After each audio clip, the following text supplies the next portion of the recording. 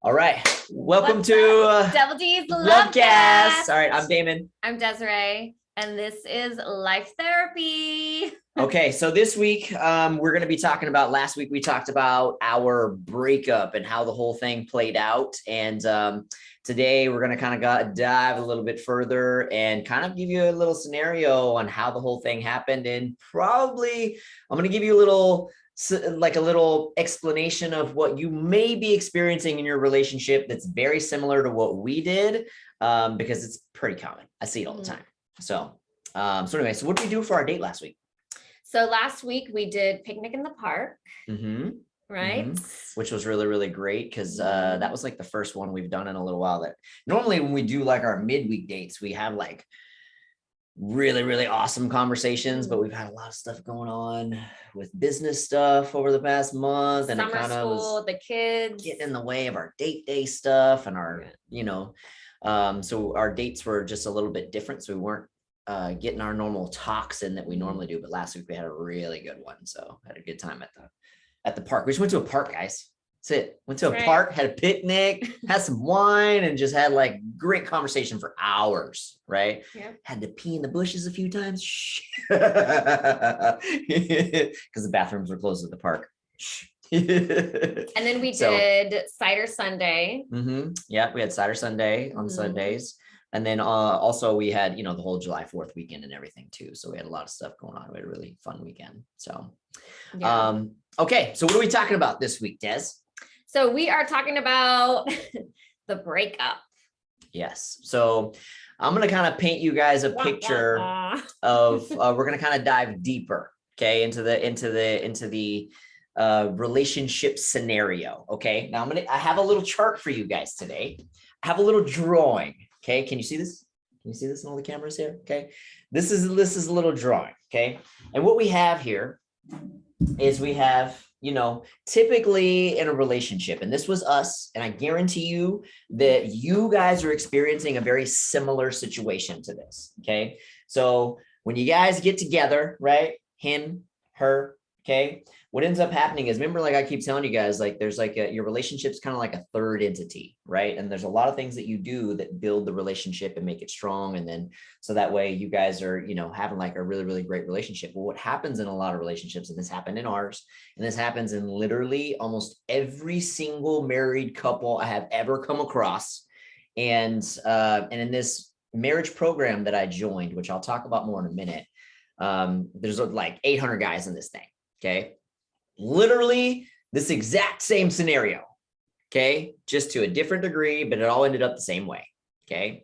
And so what ends up happening is, in the beginning of a relationship, two people are, you're all into each other, right? So you're spending all this time with each other, you're hanging out, you're making any excuse to hang out, spend time together, you're going on dates, you're having lots of sex, you're talking all the time, you're spending all this time together, you're doing all these things, which are depositing into your love bank, right? Deposits.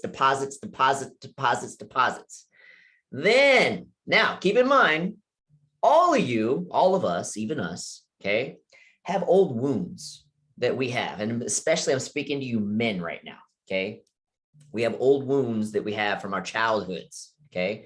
She's got some old wounds, okay? So let's give you a little recap. So what are some of the wounds that you have from, like what happened to you in your past? Let's give them a recap. If they didn't see the first episode, what happened in Desiree's past that kind of wounded her? So I have had a lot of loss in my life. And one of those is my first husband committed suicide. And so for me, that brings up like a not good enough feeling. And it also does that with like my older children as well, because if you think about it, it's like, why, if we were good enough, then you should have like stayed on earth and not like taken yourself like away from us. So I have like the not feeling good enough is one of my wounds. What was another loss that you had whenever you were younger too? The other loss that I have is like my mom. And so if you guys saw my post yesterday, it was 26 years that she passed away yesterday. And so I always have like, I'm very guarded in really letting people close to me, even him. So I do that because the reason why I have that wall up is because like with my mom's death, it wasn't like sudden, but when she had, so she had died of brain tumors, but she had like a stroke and all this other stuff. That is when we found out, and she was never the same after that day. So just having that wall up to protect your heart from like having any type of like experiencing loss like that again is something that I do on a regular basis. And it's been 26 years and I still do that. Even though that I understand like everybody has like an exit time, Expiration okay, date. yeah, expiration date for, God's plan. And really we should fully put ourselves out there and be so vulnerable and to just love as much as we possibly can. And so that's just something that I haven't let go of yet. And there's one more thing that you lost. Oh, and I lost my daughter. So, yeah. So because of that, and what she's saying is, and because of those losses that she's taken, she's always been very guarded, right? She's very loving, but she's always been very, very guarded. And she's always kind of kept people at a distance, friends, everybody at a distance because of, and if you really think about it, it's a survival response, right? So it's the fear of loss again, right? Fear of experiencing that pain again, because she's experienced so much, right? So these are just some of those wounds that she has, right? So Desiree's she's got her wounds, right? Now, for those of you guys that don't know me, or maybe this is your first time seeing one of the videos, so I have my own wounds from my own situation, from how I grew up. And I basically grew up fatherless, okay? 100%, okay? And so it created a lot of wounds within me. And I didn't really understand, or wasn't even really able to really define those up until about 2 years ago, whenever all this stuff played out. And I'll tell you about that later on. But I had these three main ones that it created within me. And just like she was just saying in hers, she has this one wound of feeling not good enough because of the situation with her husband, right? Well, me growing up fatherless, same exact wound, right? I had that same wound where I always felt like I wasn't good enough. And that's why my father didn't want me, right? Because of the story that I was told, which the story of the reason why I wasn't there isn't even the real story, but we'll talk about that maybe another time. Okay. So I had that one, right? So I have these wounds, the feeling of not good, being good enough, being unwanted, being unloved, all these little wounds that I had, right? But in our relationship, and maybe in yours too, what you're experiencing when you two get together, when you're new, especially, you're putting all this effort into the relationship and into each other. It's all about each other, right? So these wounds that you may have right now aren't really showing up very much, right? So everything's beautiful, everything's great. Then what happens? What happens that changes the game in relationships for literally almost all of them? Okay. This one. Well, I think what happens too is like when you're in that beginning stage, like you guys most likely do not live together, right? So you have your own space time. And then when you do end up moving in together and you actually have to start working your relationship around like life, work, bills, stress, like being more of like a team, that's when like things really start to like process and start to like change, especially if you don't talk things through, like, which is what we knew that we just learned recently we didn't talk that at all. we did not do at all. Like we started this whole thing. We were just in love.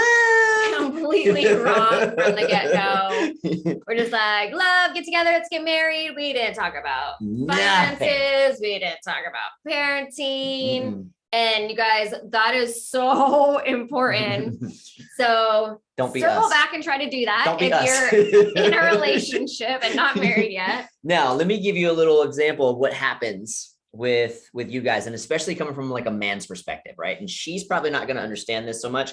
I mean, she will, because she's experienced it. What are you talking about? I'm a man. Don't you guys know? 2022, you never know these days, right? Okay, so this is typically what happens in relationships, and this is part of what happened in our relationship too, right? So we had all this stuff, we were doing all this stuff, and we were great for like the first 6 years, right? Then we had little dude, okay? And the moment that she got pregnant, all these things that we used to do stopped. Now, this is very, very common in your relationships too. Okay. Because what ends up happening is When you guys have kids, it goes all about you guys being all about each other, right? To now all of a sudden, it's all about the kids, right?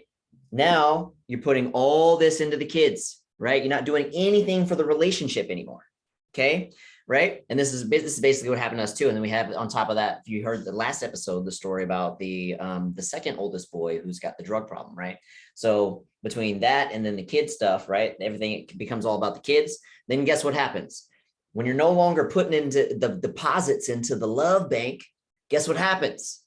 All those wounds that you already had, right? All these wounds that have been there all along that were drowned out by all the deposits that you were making in the relationship previous to, now they start screaming. Okay. Now, all of a sudden, and this is speaking to you men, okay, what ends up happening is whenever you're no longer getting your needs met within the relationship, all your wounds start getting triggered, right? Then guess what happens? He becomes an asshole. Okay. When he becomes an asshole, right? Then she's not getting her emotional needs met at all either. And then anytime she's trying to express herself to get her emotional needs met, it's triggering these wounds, right? So it could be something as simple as like, you know, let's say he left the dish in the sink, right? And she's like, what? She's like, I just cleaned the kitchen. Why are you leaving a dish in the sink? Him, because he's wounded, right? And his love tank is empty. Now it's like, what the fuck? Why are you blah, blah, blah? Now he's freaking out. Now, that's not me, right? Yeah, but that's like, a lot you're of guys. not like that. But that's a lot of guys, right?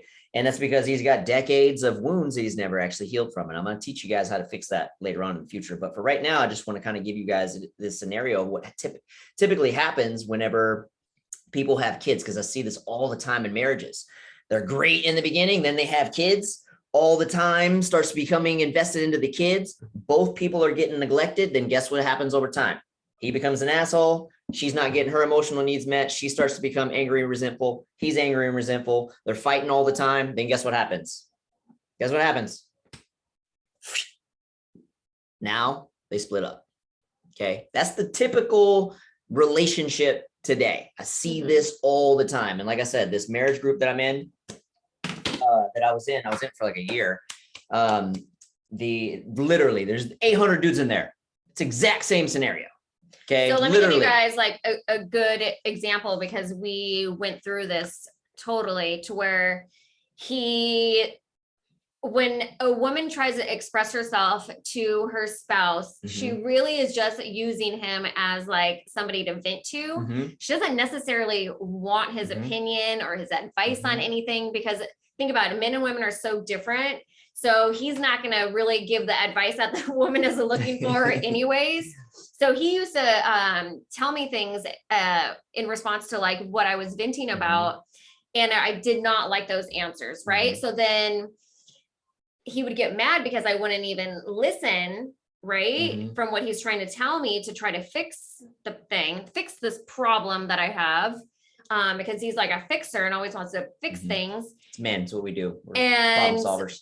So then I just stopped communicating totally to him. Like I did not even want to talk to him. Then it led to me not even wanting to be around him, because it just so much like, it just was negativity and all this other stuff. And we were just butting heads. And I mean, I'd go out with like other couples, like without him. and what she's saying is, and I know you guys are experiencing this too. Back then I didn't understand the difference and the dynamic between women's needs and men's needs, right? They're completely different, right? And a lot of you guys probably don't know this too, which is why we're doing these. I want to teach you guys this stuff. But what she's saying is that women, when it comes to women and their needs within a relationship, the main thing that they need is to get their emotional needs met. Right. And the way that they do that is through expressing themselves and basically venting, letting it out, communicating however it is that they're feeling, whether that's them exploding, spitting some venom, right? Or it's just them just getting something off their chest emotionally and they just need to, you know, shed some tears, whatever it is, they need to express themselves. Yeah. Which is actually one of the things that we talked about in one of our dates recently is like a wife should want to share everything with like her husband as like being like best friends, right?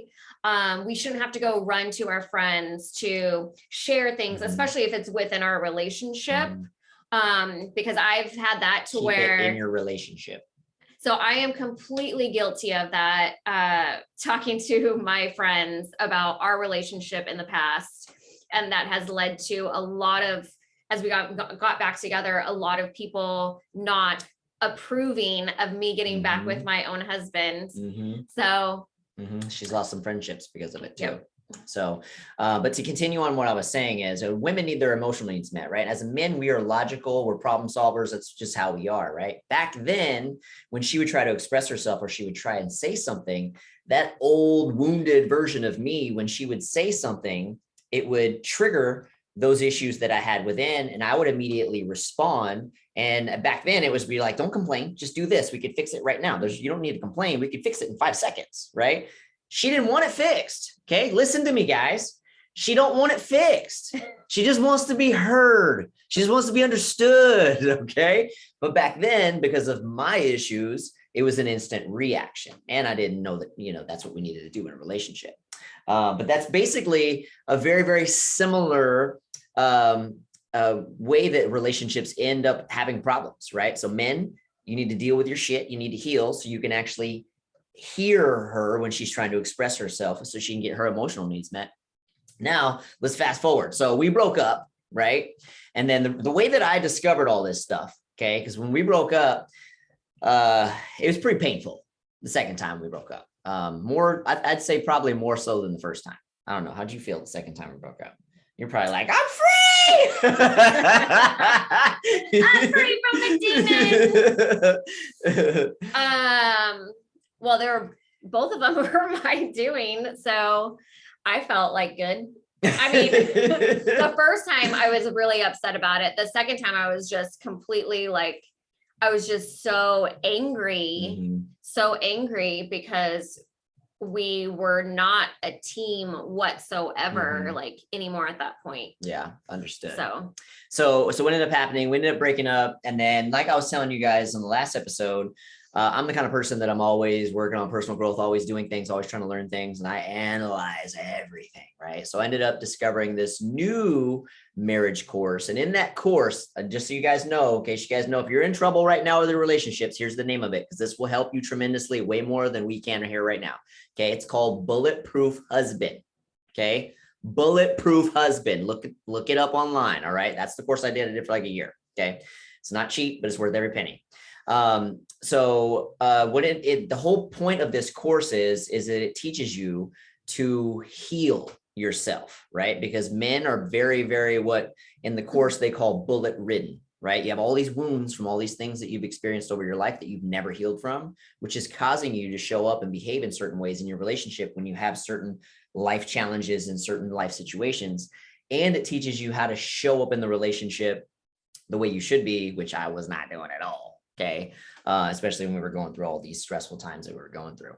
So then what ended up happening was, we moved out, right? We separated. We're living in 2 separate residences, and we still work together and everything. And we were trading the kid off back and forth every day. And I was doing all this work on myself, trying to heal from my past. And I remember, man, when I started actually doing this work, once I learned how to actually do the healing, and I'll tell you guys about this later on, in another episode, probably how to actually do this, but you just remember this one phrase. Okay. What's the phrase? How do you heal? How do you heal? What's the phrase? I don't remember. You gotta feel it to heal it. Oh. Okay. You gotta feel it to heal it. Right. So how we heal is different. How women heal is different than how men heal. Right. So, but as men watching this right now, okay, you can lead the relationship, and you can lead her to a place to where she feels safe enough so she can actually get her healing, because the way that women heal is just basically through expressing themselves emotionally, right? Verbally, through communication, right? Getting it is whatever it is off their chest, right? Men, it's not like that for us. Ours is a lot more barbaric and primitive, and we got to do it in private when no one else is looking. Okay. It's a little crazier because we're men. It's just how it is. Right. But anyway, once you start peeling these layers of these wounds and stuff, it completely changes who you are. And that's why, like, a lot of you guys if you've been following me for a while, you've seen like the evolution of me over the past few years, especially the past 2 years. That's where it came from. I did a lot of healing, ending that war within, right? So I spent like a solid 8 months every single day doing what we call emotional work, because I had thousands and thousands and thousands and thousands of layers of pain over 4 decades of my life that I had never healed from, that I was just suppressing my entire life, which you are too. Okay. She was too. Okay. Decades worth of stuff suppressed. Right. So once you heal, then when it comes time for the woman, your wife, in order for her to be able to express herself, you can hear it, right? Yes. You can hear it without reacting, right? So the way that you respond to the situation is much different than when you're full of all these wounds, right? You reacting automatically. You can't even control it. That's why I used to get triggered all the time. Right. That's honestly, guys, why I even gave him an opportunity to even like meet up with him to re-engage in all of this, is because he was finally much more like open.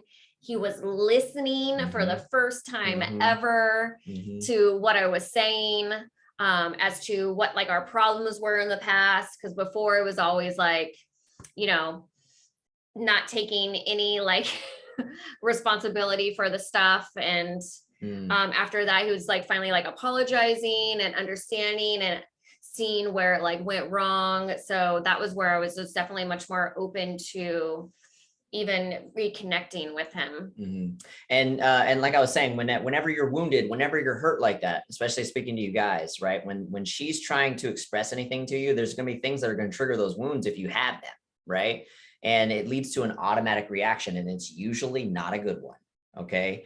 It's usually you exploding, you getting out of control, you trying to control things, which is another factor. When you're really wounded, you tend to be very controlling. And that is something that I used to be as well too. Super controlling of just everything. Right now, I used to call him like the narcissist. Now I'm chill because I ended that war within. And now whenever she speaks, I can actually hear her. I actually listen. I actually ask tons of questions. Like even before we even just started this podcast today, we were sitting down talking about what we were going to talk about. And we got into this deep conversation. I was like, tell me more about this. Wait, tell me more about that. You know, right before we did this podcast, just because the old me couldn't do that. The old me couldn't do that. It was like, this is how it's going to be. This is what we're going to do. Blah, it's blah, only his way. That's what I'm saying. That's why I just stopped communicating. He just was not listening.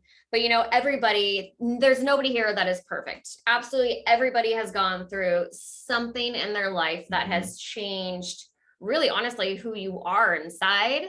And so I think anybody needs a little bit of fixing for sure. And when it comes to like marriage and like trying to like rekindle all that romance and everything, you have to really both want it, and you both have to really be open to it and just completely put yourself out there. Like we have learned more about each other in the last like few months than we have all of our 12 years of being together. 100%.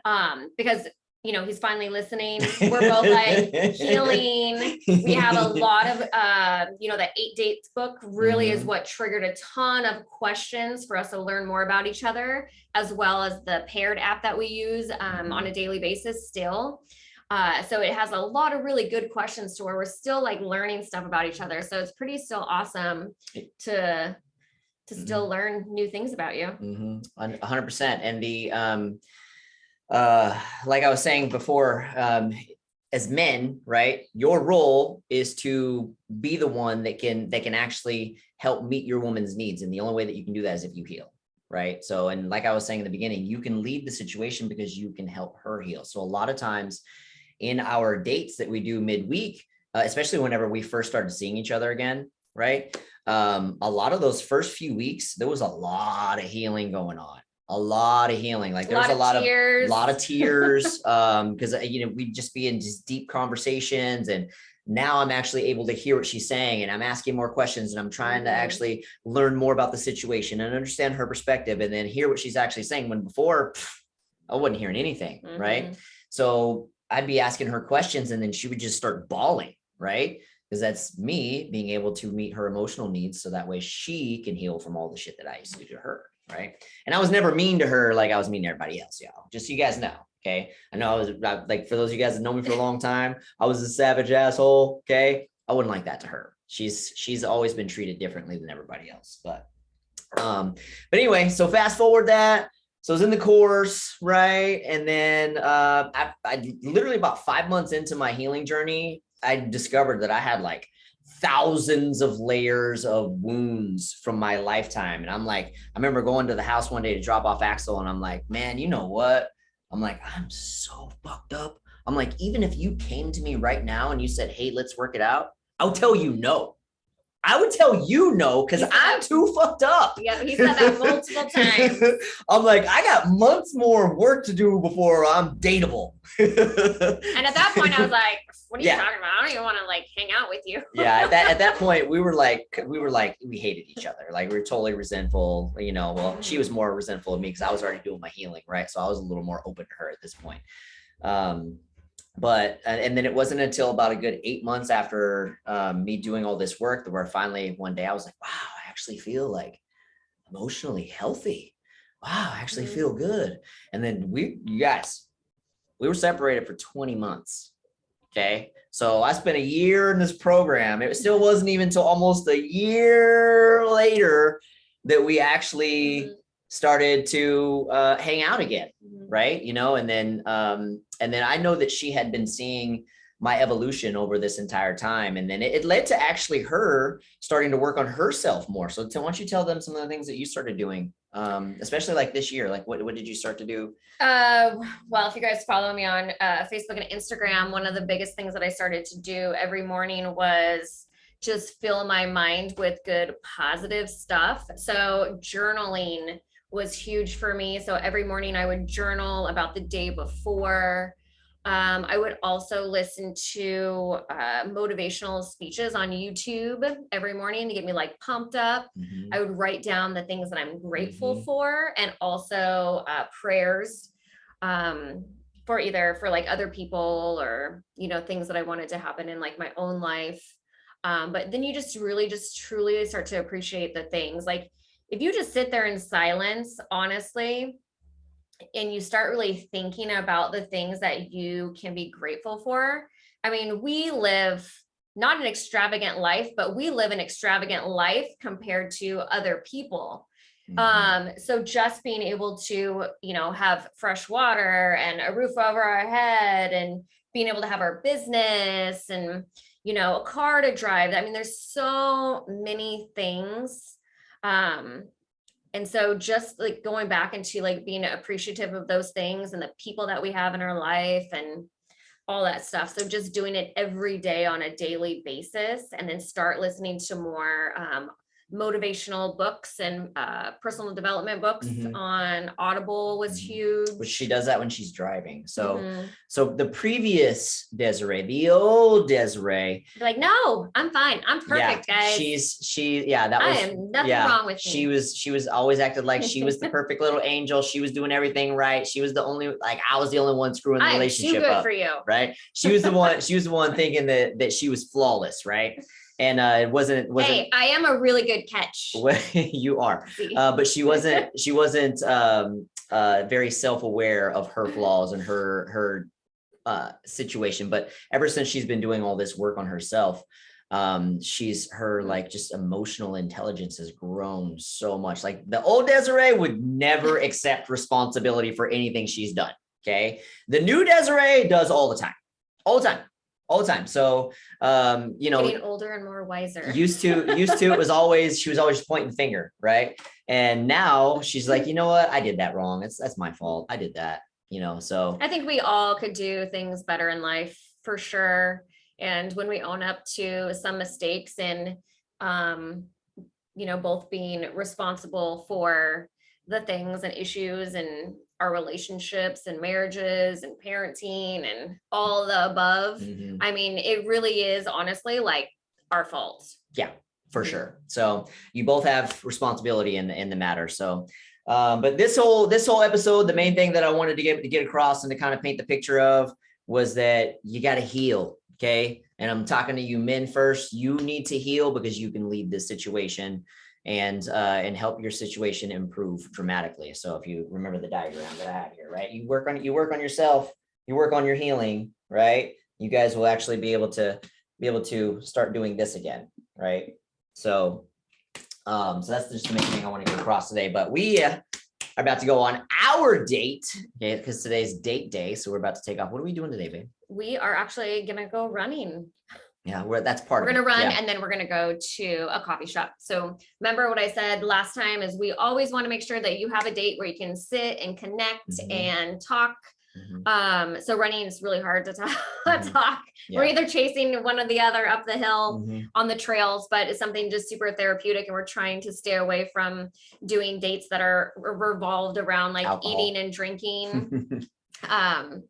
So just do something more athletic and nature. It's beautiful out right now. Yeah. So we're going to go run. And then right after that, we're going to go have our little talk at a little coffee shop and then just hang out. And I have a list of date questions today, things that I've accumulated over the week, over conversations and things that we had, or maybe some of the things that from the Paired app. Remember, like I was telling you guys in the last episode, when the Paired app sends a question, like sometimes like some of her answers, I'm like, oh, I want to learn more about that. So I actually save that in my notes on my phone. And then that way, whenever we have our next date, it's a question that I'm going to dive into more. So I have a couple of those on my list today, but I have like a list of questions usually that I've prepared to ask for some deep conversations whenever we do our dates, because when it comes to women, that's one of their big basic needs is just to talk and communicate. Which has me lead to our tip of this episode to end with is they suggest in books and even with us too, that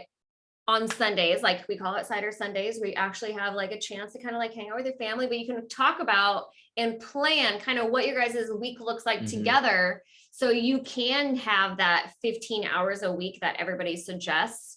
To be able to connect with your partner, because it's so easy to get lost with, kids, life, busy schedules, pretty much everybody works and kids go to school. And so it's just, life can be very demanding if you don't plan things out. So getting with your partner on Sundays, plan out your 15 hours a week, whether you guys are going to go for a walk, like an hour every night, or you can even take like the kids to the park while they're playing, and you guys can do like a sit down chat, like at the bench while the kids are like playing, because I know it's hard for a lot of people too to find like babysitters, especially for 15 hours a week. That is a lot. So I totally get it.